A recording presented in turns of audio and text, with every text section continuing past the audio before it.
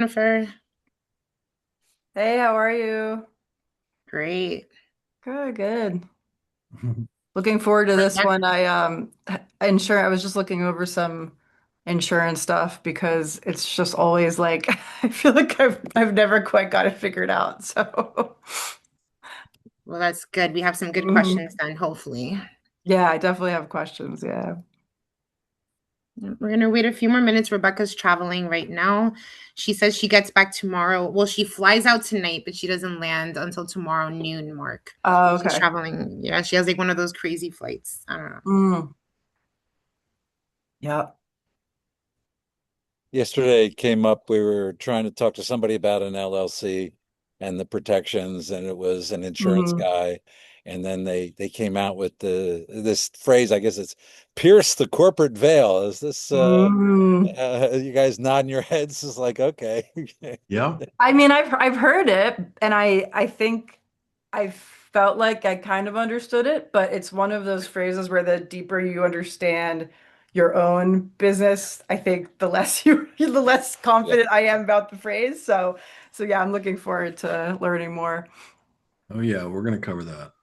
Yeah. I'm a realtor and focus on folks doing STR buying. And Hmm. we get to this, they sign the agreement of sale in their personal name, and then Right. they start thinking, well, I could change it to an LLC. Hmm. And Hmm. then we start to say, well, you might not qualify for the loan.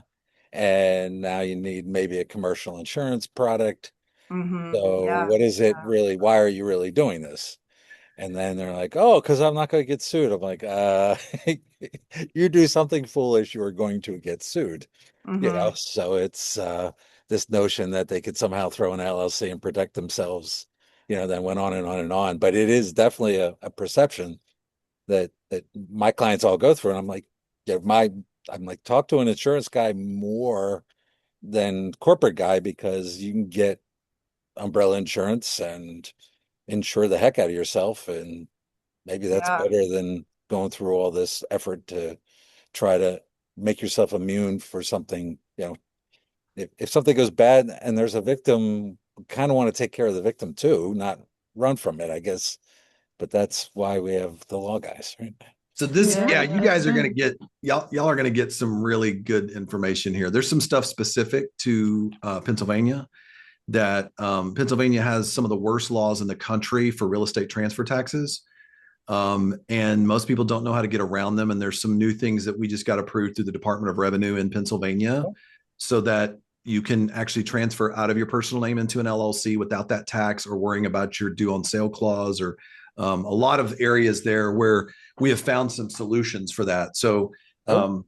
lots of good information that I think eventually everybody here will at least want to know, right? No, that's perfect. So I think we're gonna make our segue in. Hey guys, welcome.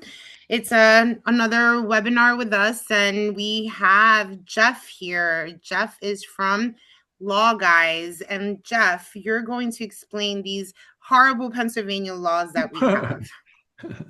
Yes. All right. So, and actually, what I'm going to do is I'm going to give you guys a quick primer on asset protection. Understand why does asset protection matter?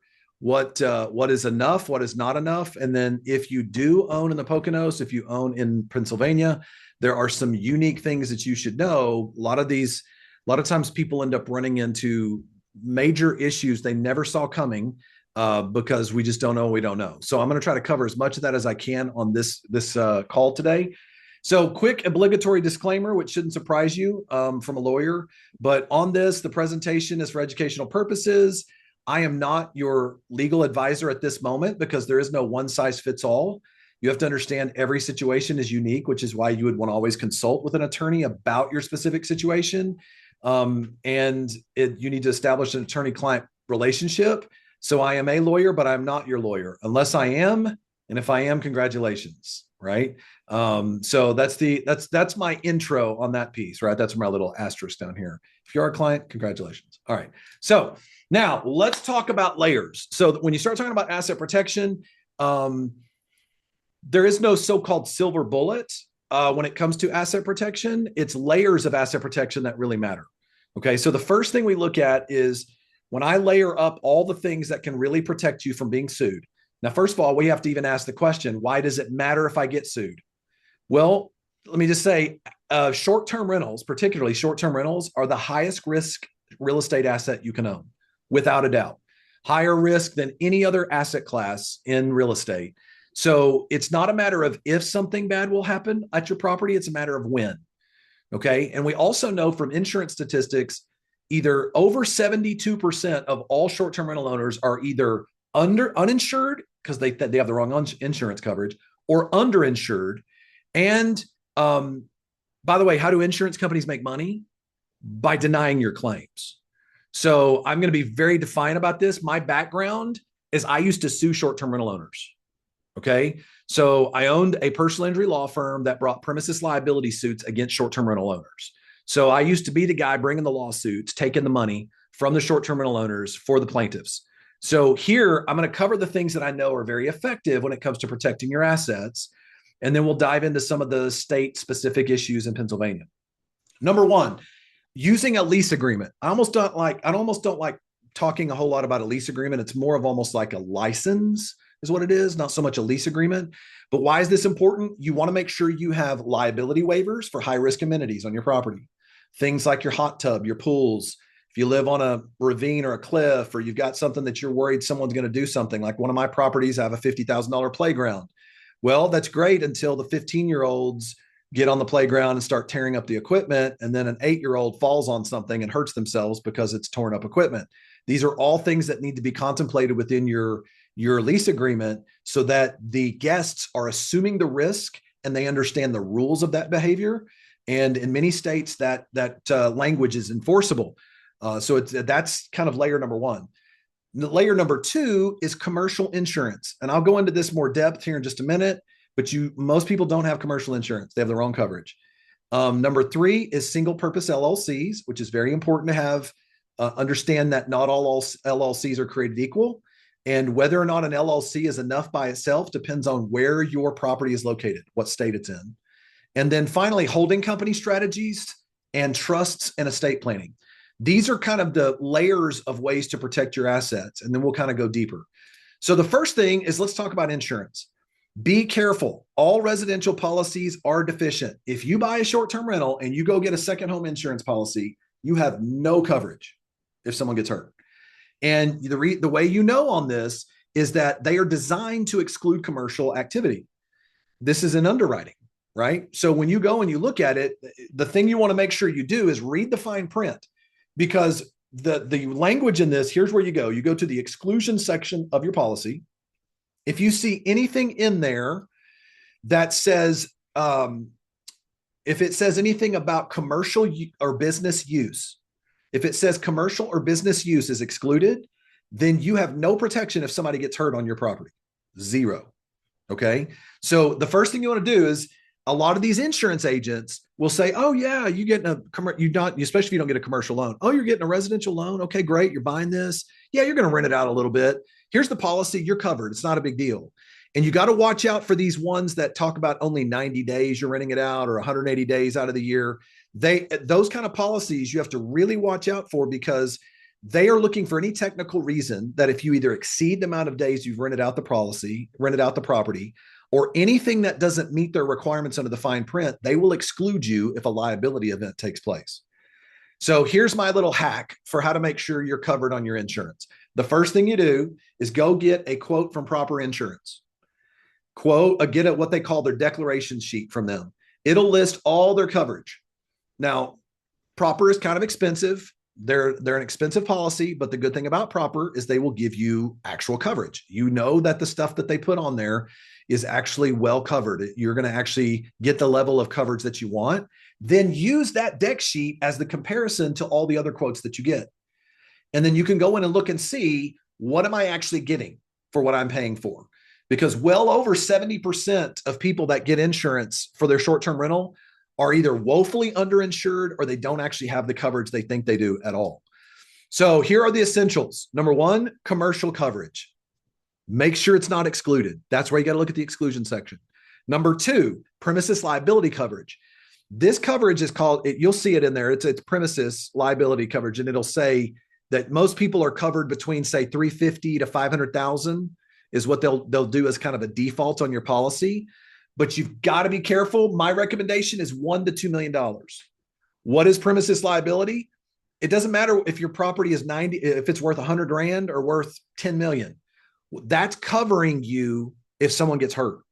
If someone is injured on your property, that is covering you for that liability event for premises liability. In other words, if your negligence can be associated with their injury, then you want to make sure you're not underinsured. So that's at least $1 to $2 million in coverage. The next thing you want to do is the dwelling all risk coverage. I talk about this all the time, is if you've had a short-term rental for a little while, you probably got your coverage at a certain amount. And then what has happened over time? Costs have gone up. If you had to rebuild your whole property, it would cost way more now than it would back in 2022. With inflation and everything that's taken place, you need to make sure and get your property looked at again and appraised based on what it would take. If the whole thing burned to the ground today, what's it going to take to rebuild it? There's usually a big gap between what you're insured for and what it would take to rebuild it. And you want to close that gap as much as you can. Okay. And that involves some activity on your part with your insurance company where you can contest what that value is. And then finally, loss of income. One of the very best ways to know that you actually have coverage is you want a commercial coverage is to ask them, the insurance company, I want loss of income, which means what if your kitchen burns down? What if they set your kitchen on fire, the guest does, and you can't rent it out for 90 days? We had that happen at one of my rental properties, my short-term rentals, where the kids got up in the upstairs bathroom and they were jumping up and down in the bathtub and they caused the seal to come out and literally water was coming down into the bottom floor. We had to shut down the short-term rental for like 30, 40 days. And because we had loss of income, we got paid for all of the bookings that we should have received. You've got commercial coverage if you have loss of income protection. That's the third thing you want to make sure that you include on your insurance. Okay. Now, some of you say, why is insurance so important? Because if you have good commercial insurance coverage, it becomes the easy button for the lawyer later. Because contrary to popular belief, when I used to sue people, I'd sue everybody in the kitchen sink. I'd sue you. I would sue the insurance company. I would try to get every dollar I could because that's my duty as a plaintiff's lawyer at the time that I was doing this. So what you want to do is make the insurance the easiest way for that attorney to be able to recover and not have to necessarily go after you. And I'm going to show you the next part is how to make sure he doesn't go after you. So let's talk about this. There's two ways to buy a property. One is to buy a property in your personal name through a conventional loan. The second way is to buy a property through a DSCR loan or some type of commercial portfolio loan. Now let's talk for a moment about if you buy in your personal name, the worst advice I've ever seen, and I see it on Facebook, whatever you do, please don't go to Facebook accounts for some of these Airbnb coaches and go ask them what you should do for your legal advice. That's the worst thing I've ever seen. People go, well, what should I do? You should just quit claim your property out of your name into an LLC. Terrible idea. Please never use a quitclaim deed. Never. If you use a quitclaim deed, you know what that means? This is me kind of going a little nerdy on you with it as a lawyer. Okay. When I was in law school, my property professor came in and he had quitclaim deeds where he quitclaimed me his interest in the moon. And I was like, what? What is this? Well, a quitclaim deed says, if I own any of this, I give it to you. And you can file it in public record, but you're not guaranteeing you own anything. Now, what that can do is cloud your title with the seller when you go to sell later. You can have title companies that have a problem with quitclaim deeds. Always use warranty deeds. So when you move a property over like this, here's what happens. Their primary risks is that 75% of states, including Pennsylvania has over a 2% real estate transfer tax. In other words, what that means, if you move a property from your name into an LLC or to anyone for that matter, you can pay a 2% tax for the transaction. Okay. I don't know about you. That's a lot of money. I mean, a significant amount of money that you'd have to pay in a tax. Now there's a way around that, but that's the number one risk of closing in a conventional loan when you want to move it into an LLC. The second option is a due on sale clause. Now the due on sale clause is not as big of a deal if you're buying right now because you're at market interest rate. But what if you bought back in 2022 and you're at like a 3%, 3.2% interest rate, and now you want to move it into an LLC? Well, there's a delta between the market rate and that current interest rate you have on your mortgage. You can get into what's called a due on sale clause investigation. It's rare, but I've had several clients where that's happened to, where they've called me in a panic because technically every mortgage contract, every residential mortgage contract has a provision that says you cannot move your ownership from your name into an LLC or anything else for that matter without the lender's permission. Okay. So that's the other risk. Finally, refinancing nightmares. Let's say right now you bought a property in the Poconos, you close in your personal name, and you pay that transfer tax and move it right on over into an LLC. Okay. Let's say you do that, but then later you want to refi. If you decide you want to refi in the future, what's going to happen? Well, if you try to do this in the future, you're going to end up paying a tax, but I'm going to show you here in a second how you can pay that tax twice. Okay, so you have to be aware of the fact that refinancing will become very difficult for you if you don't address this. These are the risks of just doing a quit claim deed out of your name. And finally, because here's why. You cannot refinance a conventional loan in an LLC. You can't do it. Lenders won't allow you. Underwriting will not approve it. They will force you to take title back out of the LLC to do a refi, and that'll trigger another tax. So if you or anyone here is buying a property in a commercial loan, a DSCR loan, always close in an LLC. Always. Always.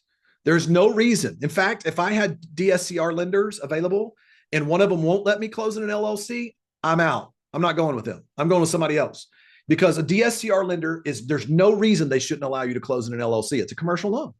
And it will save you from having to worry about this real estate transfer tax in Pennsylvania, particularly, and in most other states. Okay.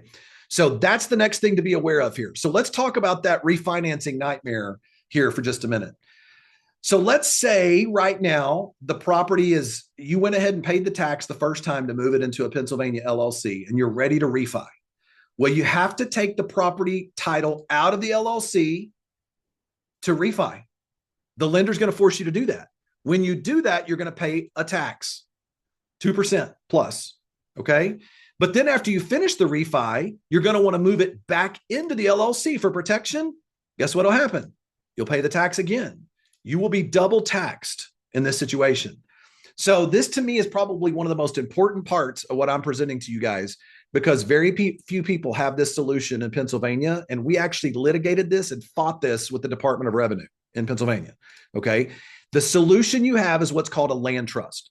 And there's a special setup for this in Pennsylvania. And so what we did is we had to create a specific type of language on the land trust to make sure and get the Department of Revenue to approve this for this usage. And this land trust is a simple grantor trust used exclusively for real estate. Now, let me explain what that means. You know how you have a living trust for estate planning? There's no negative tax consequences. You can use it for during your lifetime. It kind of everything works like you normally would. You can maintain your assets. Well, it's the same type of setup, except it's used only for property, not other assets. So when you set this up, what happens is you are all three parties to this trust. You're the grantor. You grant your property into the trust. You end up being the trustee. And this says nominee or LLC. And I don't want to lose y'all on this, and I know you're going to have a lot of questions on this later, and I'm happy to clear it up. But technically, the only part of any trust that's ever in public record is the initial name of the trustee when you first file it. Okay. So when you first file, that's the only time. That's the only thing that's ever in public record. So sometimes we use a nominee trustee, like an attorney who is the trustee. And then as soon as that transfer is done, we resign as the trustee, and you become the trustee as the successor trustee, or you can use an LLC here. And then finally, you're the beneficiary. Now, I don't want to bog down on too much of the details. I want to show you instead how this works, because the land trust benefits, when you use a land trust, it will help you avoid that 2% real estate transfer tax in Pennsylvania. And this applies to all other states, all the most popular states: Florida, North Carolina, California, New York, other than Texas, Kansas, Missouri, most other states have a real estate transfer tax. So this will work for those states as well. It'll help you avoid paying that tax. The federal law that allows this to happen is called the Garn-State-Germain Act. It will also avoid the due on sale clause concerns because federal law protects this. This has been around since 1982. And then finally, it will eliminate your refinancing nightmares. Okay, so you say, okay, Jeff, that sounds great, but how does all this work? Well, let's lay it out. One of the best ways I know to do this, and I was going to use this, but I think what I'm going to do instead is just show you this. Let's look at this as an example. Let's say you set up your land trust. Okay. The land trust, you do a title transfer from your name into that land trust. No tax consequences. No one even knows you did it. Here's the key. You can then do what's called an assignment of beneficial interest. This is the legal maneuver that's kind of the magic of this. Remember, I told you you're the grantor, the trustee, and the beneficiary of that trust. Well, as the beneficiary, who's the beneficiary? The beneficiary is the party to the trust who has all the value, all the right to the value, anything a lawyer would ever want to sue. So as the beneficiary, you can assign all of that value, all the equity into a Pennsylvania LLC. So now a lawyer is going to have to sue the Pennsylvania LLC if they want to come after you, but the title and the debt remain in the land trust. So if the title and the debt remain in the land trust, what happens? You do not have to pay a real estate transfer tax. You also don't have to worry about the due on sale clause because there was no title transfer that ever took place. And by the way, this is not a new thing. This has been around for over 40 years. It's just you don't know what you don't know. I call this the ignorance tax. People who pay this are just ignorant about this as an option, okay? And then when you want to refinance, what if right now interest rates drop down to 4%? And let's say rates tank and you're at 6.5 and you want to get back into 4. Well, if that happens, you can reassign that same interest from the Pennsylvania LLC back to the land trust and restate the trust. You change language in that land trust to convert it to a living trust, hand it to your lender. A lender will always do a refi in a living trust, always. They never turn it down. You can then turn around and do what? After you finish the refi, reassign it back into the Pennsylvania LLC. Okay? Now, that is the most detailed thing that I'm going to talk to you about here today, because that's kind of going deep into the weeds about the legal side. Okay.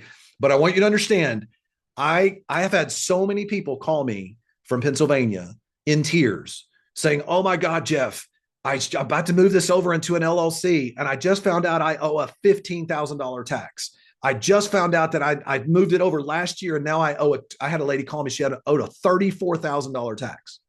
Right? She had no idea she was going to have to pay that much.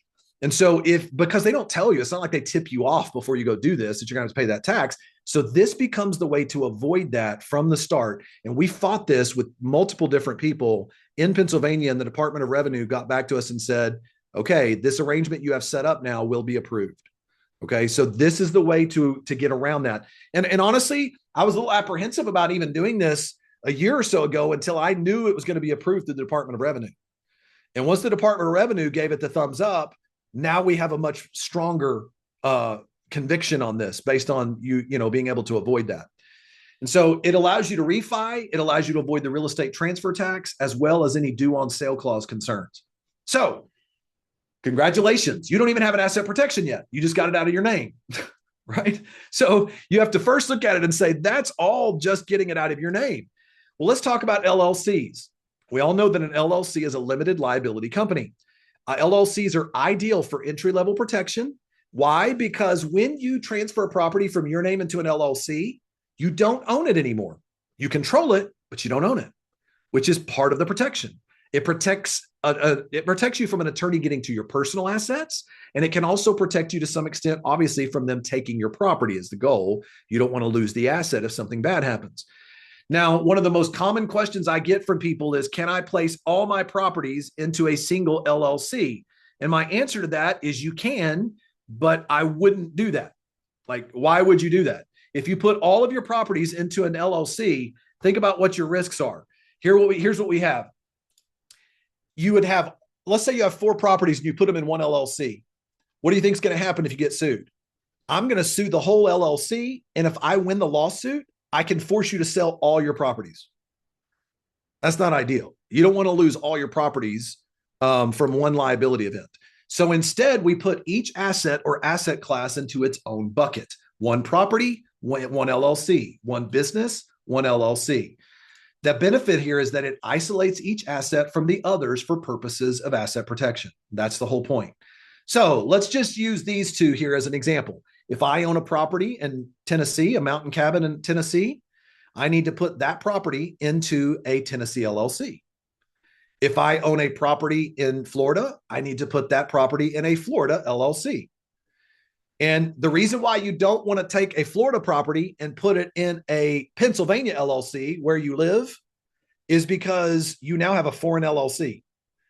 That foreign LLC, guess what you have to do? You have to file in both states for annual reports. You have to be in compliance with both states for all the rules and regulations for LLC law. If you don't, then we can do as attacking lawyers, we can do what's called pierce the corporate veil. We can pierce the veil of your LLC because you have a foreign LLC that you're not in compliance with. You have to have 2 registered agents, all of that. It's a pain. No reason to set up an LLC outside of the state. You should keep it in the state where the property is located. All right. Now, let's talk for a moment about the drawbacks to using only LLCs. Most states, and this is the case for Pennsylvania, let's just be very specific to Pennsylvania. There's 3 things you want for asset protection. You want privacy from greedy lawyers being able to know you own it.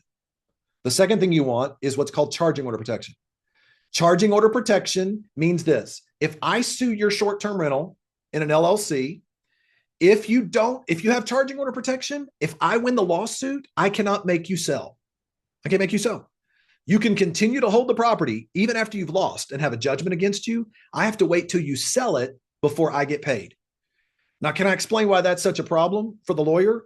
Lawyers take these cases on what's called a contingency fee. That means the personal injury lawyer takes it and they have to pay for all the expenses of the lawsuit out of their own pocket. And I used to do this. So that can be 6 figures easily. But if I'm suing you and I can't make you sell, then you don't look very attractive to me. Because why would I want to sue you when I can't force you to sell and I'm sitting there holding the bag with $100,000 or more in lawsuit expenses? So now you become ugly to me and your insurance policy becomes very attractive to me. I'm 10 times more likely to just go try to get an insurance settlement through a demand letter and not try to sue you knowing I won't get paid for years. Okay. So you have to understand the incentives here. The lawyer's in charge. The lawyer's the one who ends up deciding what they want to go for and what they don't want to go for. So you need to have charging order protection. And then finally, the third thing you want is single member LLC protection. So if you own a property by yourself and you're not married, or maybe you are married and you file married filing jointly, a lot of states will take a husband and wife filing jointly, and courts will interpret that as a single member LLC. And Pennsylvania has no single member LLC protection, which is fine if you want to run a lemonade stand, but it doesn't make sense if you're going to put a lot of money into an asset that you're managing. It also has no charging order protection in Pennsylvania, and you have no privacy in Pennsylvania. So, and don't feel bad, that's most states. There's only a handful of states that have good laws. You've got Wyoming, Delaware, Texas, to some extent, Nevada has some decent laws, but most of these other states, most states have terrible asset protection laws. So that's where you run into these problems, because only using your state's LLC provides no privacy, no charging order protection, and very limited effectiveness. It becomes easier to pierce the veil on these things. And I kind of covered a lot of this already. So, all right. So that's where we get to a holding company strategy. If you were to come to me and say, Jeff, I bought a property in Wyoming, Jackson Hole, I would say, great. All you need is a Wyoming LLC. You're done. Put your property in there and you're good to go. But if you bought in one of these states that has bad laws, then I got to look at you and say, I'm sorry, your laws are not going to help you, because if you get sued, you're not going to be hauled into your state's court. You're going to be hauled into where the property is located's court. That's where it's going to have jurisdiction. So what you have to do is look at it and say, if my state laws where my property is located are weak, I need a holding company from a state that has the best laws. If I use a holding company strategy from a state that has the best laws, I can actually borrow their protection for my out-of-state property. So when you do that, you can establish privacy. You can establish charging order protection. And amazingly, you can actually minimize your tax filings. So let me show you. One of the examples here, let's say you have a property in Tennessee. Let's say you have a property in Florida, and let's pretend you have a property here. This says future investment. I'm going to say that's in Pennsylvania. Okay. Let's say that's in Pennsylvania. Let's say you're a multi-state investor. Well, what we look at here is we look at this and say, okay, all three of these states have very poor laws, bad laws. They don't give you any of the three things we said that are important. So what we need to do is we need to set up a Wyoming LLC where you're the member, and that Wyoming LLC becomes the new single member of the Mountain Cabin Short-Term Rental in Tennessee. It becomes the new single member of the Florida Beach House LLC, and it becomes the new single member of the Pennsylvania LLC in the Poconos. Okay. Now, by doing that, I'm going to show you here in a second in the anatomy of a lawsuit. By doing this, you now have privacy. You'll also have, you're also going to be able to have charging order protection and single member LLC protection. Why? Because Wyoming has those in all their laws. Wyoming has privacy. It has charging order protection built into it, and it has single member LLC protection built into the laws. In fact, Wyoming's laws, the reason why I like Wyoming so much for this, particularly entry level asset protection, is it's over 50 years, like right at about 50 years of litigation. These laws have been tested for 50 years since the mid 70s in court, and this is held up. Okay. So there's other states that have made changes over the years, but Wyoming's, as a lawyer, you like to work with a set of laws that you know have been tested for half a century. And that's exactly what you find when you look at the Wyoming laws that are there. All right. So all of those are the benefits. Now, does the Wyoming LLC holding company plan make sense for you? Well, if you have a smaller portfolio, I say less than 6 properties. If you have, then it works great. It's fantastic. And by the way, I didn't show this earlier. Let me go back just a second. This right here, I told you about having less tax returns. For each one of these state level LLCs down here, you do not have to file a tax return for any of these 3 down here because they're seen as disregarded. They're single member. So as you grow, you want to have a holding company where you don't want to make your accountant, your CPA rich by paying them $1,000 for every K1. Instead, and you have to do that every year. Instead, what you can do, these single member LLCs down at the bottom, they never file a tax return. Even if you add another 2 or 3 properties onto it, the only one you ever have to file a tax return for is the Wyoming LLC, and that's a 1065 partnership form. Okay, so it also minimizes your tax returns. All right. Now, I'm sorry, I kind of got ahead of myself. I wanted to make sure and cover that because I forgot that a minute ago. Now, what is the negative? What is the negative? If you want, I have some clients that own up to 100 or more properties. I have one client right now with 140 properties.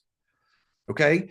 Well, if you have, let's say 6, 7 or more properties, there is a negative to using the Wyoming LLC approach. Okay. And that negative is essentially you do not have post-lawsuit flexibility. And what I mean by that is, we'll show you here in just a minute. If you have, let's say, 10 properties and they're all held under a Wyoming LLC, if one of those properties gets sued, all of the other 9 properties are frozen. You can't sell them during the litigation. You can't move money around during the litigation because we'll talk about there in a second. There's something called a fraudulent transfer analysis. So the bigger you get, the harder it is to manage a large portfolio using only a Wyoming LLC. All right. And here we provide a separate solution for a larger portfolio, which is known as an Arizona limited partnership. And so I'll show it to you here. It simplifies everything. Here, this is a setup similar to what I showed you a second ago. You notice the only difference is instead of a Wyoming LLC here in the middle, we now have a limited partnership. Well, what is a limited partnership? A limited partnership, if you have a partnership, you got to have 2 partners, right? You got to have a general partner and a limited partner. Best example of this is real estate syndications. You ever seen people like Grant Cardone or those guys that are like, hey, I got a fund, come invest with me. He's the general partner running everything. You're the limited partner putting money in the deal. But under limited partnership law, if you are a limited partner, you are not liable at all. The general partner is liable because they're the active partner. So what we do here is we have to have a limited partner and a general partner. The way we do it is we set up a trust that does as the limited partner. Now, here's the great thing. This approach here has been around since the early 80s. So it's been around 40 plus years. The trust can serve 2 roles. It can take care of your estate planning, So you can take care of your family. You don't have to worry about that side of it. You don't need a will. You don't have to worry about probate court. But it also acts as the limited partner in your asset protection. Okay. And which means under the limited partnership laws, it's always private. No one ever sees it. And it acts in a role where you're able to minimize your risk. We'll show you that here in a minute. And then we use a Wyoming LLC as the general partner. Okay. Now let's talk about why we do this. I'm giving you a lot of information. Only thing that matters is what happens when you get sued, right? Let's talk about what happens when you get sued. When you get into court, this is where you have to beware the fraudulent transfer. Remember I said that a second ago? You got to beware. The court will say you're trying to commit a fraud on the court if you move assets around or try to take money out after you've been sued. So with LLC holding companies, moving assets equals fraud. If you move any assets around after you've been sued, once you get served with papers, the court will assume fraud. That's just what they will assume that you're doing. If you use the limited partnership structure, I'm going to show you here where you can actually still move assets around and it's not considered fraudulent transfer if you structured it properly. All right. So let's look at the Wyoming LLC approach first. Let's pretend I sue the mountain cabin short-term rental in Tennessee. Let's just pretend that for a second. If I go and I bring a lawsuit, I'm going to go to the Tennessee Secretary of State. Okay. I'll go there. And the first thing I'm going to do is I'm going to look to see who is the owner or who is the one in control. If you have a Wyoming LLC set up as the single member, they're going to tell me, Mr. Hampton, lawyer, there's only one member. It's a Wyoming LLC. You're going to have to go to Wyoming to figure it out. I go to Wyoming. Wyoming says, Mr. Lawyer, we have privacy here. I cannot tell you the names of the members or the managers. So I don't know who I'm suing. Okay. The second thing they're going to say is, oh, by the way, we have charging order protection here. So if you win that lawsuit down in Tennessee or Pennsylvania, you cannot bring a forced sale order from the judge, a judgment up here, and force the sale. It's not going to happen because we have charging order protection. And then finally, they're going to say you also have single member LLC protection. So that's when the lawyer looks at it and goes, great, what am I going to do now? So now I've got to either go to the insurance and try to get a settlement, or I take the risk of knowing I might not get paid the way I want to because you can wait me out. I can't force you to sell no matter what happens. Okay. That's the great benefit of this structure.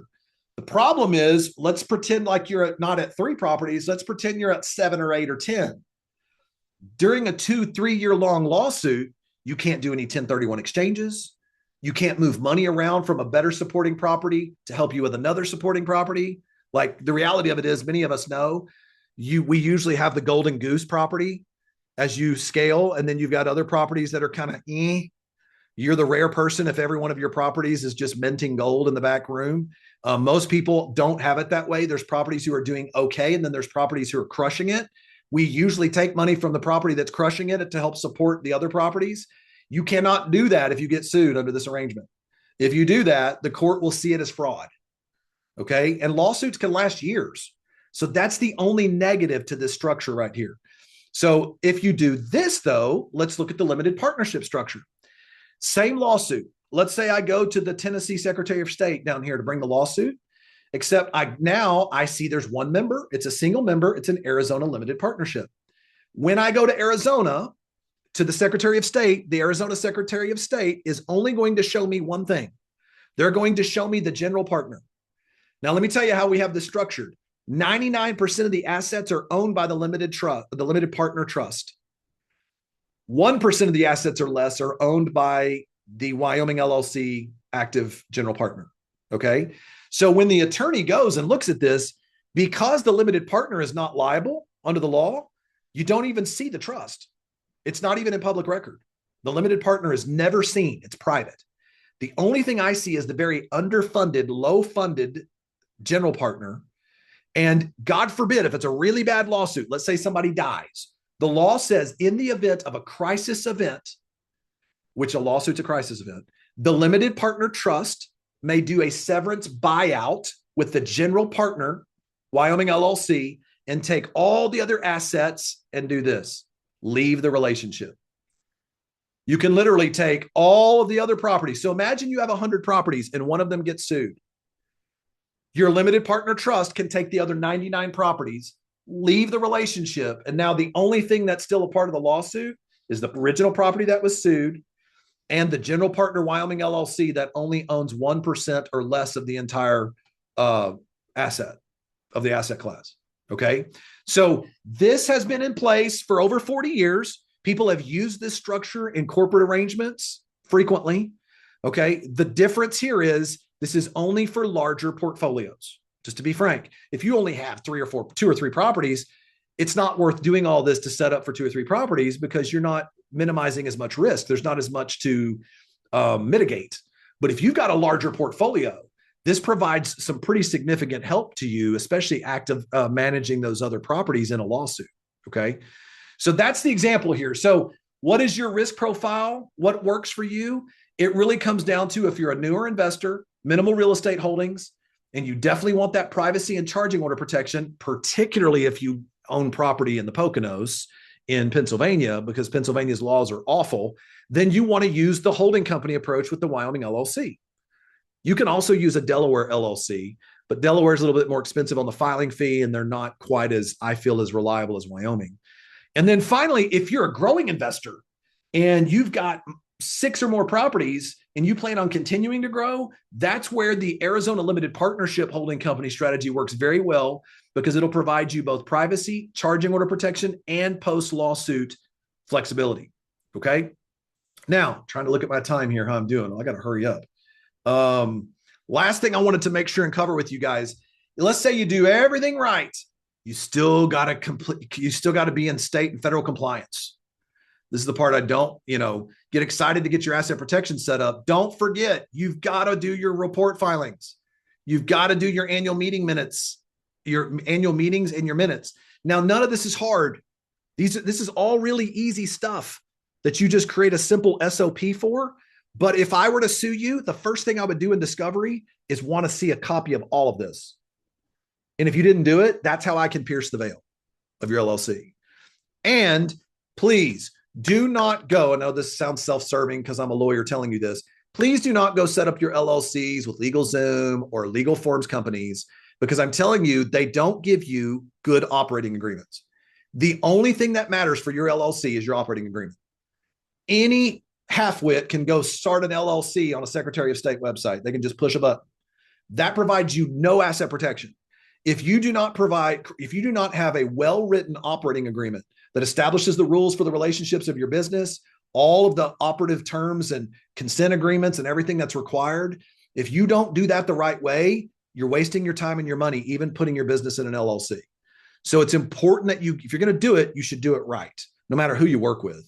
And then finally, be careful. Some states like Texas and other states have franchise taxes, and they have filing fee requirements. If you default on those, I've seen people set up their asset protection and then completely ignore it, and they lose their entire asset protection because their charter is revoked because they never did their filings. They never did their annual filings. So, all right. Now, I know I covered about an MBA level asset protection flyover here for you guys in 45 minutes. But if you have specific questions, obviously you can reach me at jeff@strlawguys.com. You can also reach me at you can either go to strlawguys.com or jeff@strlawguys.com, and I can answer all of your questions and we can help you. But I do think we have, at least 15 minutes? I could answer a couple of questions maybe. Yes, we definitely have 15 minutes. And I also want to remind everybody. So, Jeff, you guys have an incentive in our members only section. It's for a free consultation. So if you guys want to remember that, it's in our members only section. And he's there, and you sign up for free consultation. Absolutely. And in that, can I tell you what we do? Just if you do come and you talk to us and you do the free consultation, you see the visuals we created on here. We create a custom visual for you at no cost that lays out all of your assets and kind of shows the recommendations for what you should do. I don't charge for that. I mean, most attorneys will charge for that sort of thing. I give away our secrets. We hope you would want to work with us as far as implementation. That's our approach. Yep. So if anyone has any questions, if you want to throw them in the chat, or if you want to jump in, go right ahead, guys. Let's see.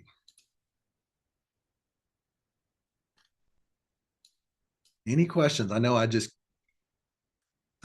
talked like a machine there for 45 minutes. Oh, it was all amazing. I'm just trying to I was going back to a question I had earlier. So I was looking at so this idea of stacking I think is really crucial for me as a takeaway what you're talking about, Jeff. So Uh-huh.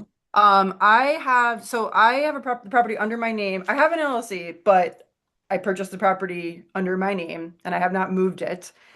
And I have a homeowner's policy that does have commercial protection. So like I kind Good. of I've looked at the proper and I've looked at my underwriting and they match up pretty well. So my question is like the personal policy is very affordable. I'd like to keep it affordable.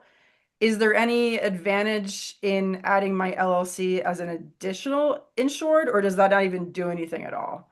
No, it does. Mhm. Anytime you add asset protection in any way, if you're going to have an LLC, you should add, you should have your name, keep your name on it, and you should add your LLC as an additional insured. Mhm. Because the reason why you should always still keep your name on there is because let's say an attorney wants to try to claim that they want to sue you in your property management role. If they see that you're not the property, or they see you're the property manager and you don't have a separate property manager, they may try to claim you had a duty of care and that you did not meet that duty of care to the guests that led to them being injured. That can be kind of a backdoor way for them to try to sue you individually. So you want to make sure that you have that in place. And I also recommend to people with larger portfolios to set up a separate property management LLC for their whole portfolio, where now all of their operations are really, and including their bookkeeping, which makes it way more simplified, can be done through that property management LLC. And if they wanted to sue you, they'd have to sue those two LLCs and they can't get to you individually. Mm. Right. Right. So I would definitely add, I would definitely do the additional insured for your LLC. All right. Thank you. Yeah, that's great. But I am going to warn everybody. I'm telling you, I've seen the worst of everything when it comes to these things. I'm just going to tell you, do not believe that your insurance company will not deny your claim. People act like they get insurance and they think they're gold. I just want you to understand insurance companies don't get paid. They don't make money by saying yes. They make money by saying no, and they like to say no as much as they can for technicalities.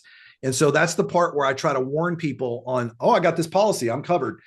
I mean, I don't like to trust my financial welfare to a third party when I've seen them deny claims that I believe, unless you sue them in bad faith, claiming bad faith, a lot of times you could end up still sitting there holding the bag. So just be aware of that. These insurance companies are a little tricky, especially if you're underinsured. Mhm. You know, be careful on that end. Great question, though. Did it make sense for everybody on the land trust side of things, where if you're going to move property out of your name into a Pennsylvania LLC, that unless you use this technique, and I'm not kidding, I know people talk about the pocket deed that exists in Pennsylvania, doesn't work. You'll still have to pay the 2% tax. Literally, this is the only approved way to get a property out of your personal name into a Pennsylvania LLC without paying that 2% tax. So it's important to understand, if you want to get it out of your name into an LLC, that strategy is critical. That's the part I really wanted to make sure that I honed in on. I made sure to write that down so when I'm telling people to watch the recording, I'm like, if you want to learn how to move your LLC from your name without paying the 2% property tax. If anybody has any other questions, I'm not sure. I thought I saw Mark. Were you going to ask a question before? No? All right, well, perfect, everyone. Jeff, I can't thank you enough. Jeff, we are going to see you at the conference 2027, April 1st. If Right. everyone doesn't know, Jeff was scheduled to be an exhibitor and have a speaking slot, but something happened and he couldn't make it. We have him booked in for 2027 already. And definitely remember to go to the members only section where you can schedule a consultation with Jeff. And yeah, thank you, everybody, for your time. Jeff, thank you for your time. Well, thank y'all so Thank you, much. It was a Jeff. pleasure. Thank you. Thank you. Bye, everyone. Bye bye.